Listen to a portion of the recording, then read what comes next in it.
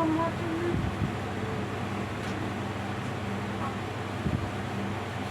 Kung wala nang gamot. O, tatanggal na ate yung gamot mo. Ilabas mo nga din pa. Ay ka.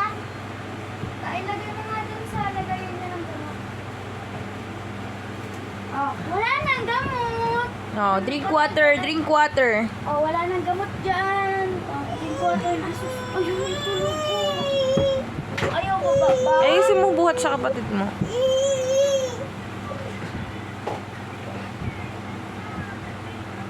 Yung ano niyan, nalalamigan, yung likod niya.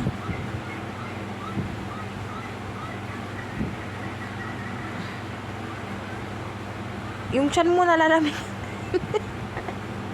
Tiyan mo.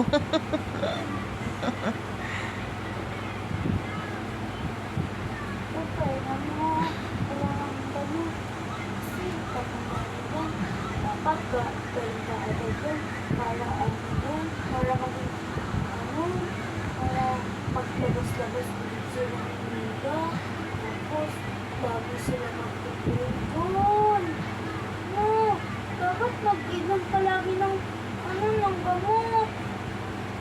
Tsaka, ano, mag-inom ka lagi ng maraming water every day. Ha? Para nang galing ka agad. Sleep na. Sleep na. Ayusin mo yung damit niya na.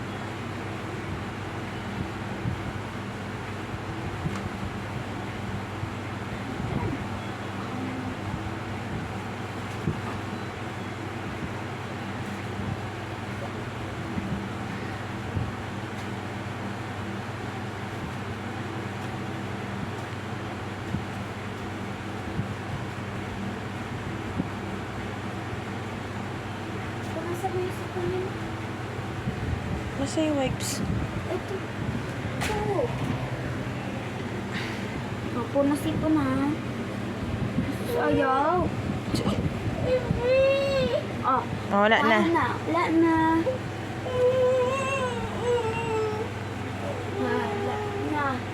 Wala na. Ang galing-galing na ng bibi ko. Naging na. Inom ng gamot. Tsaka, matalino. Tsaka, maganda yung buhok. Di ba, ma?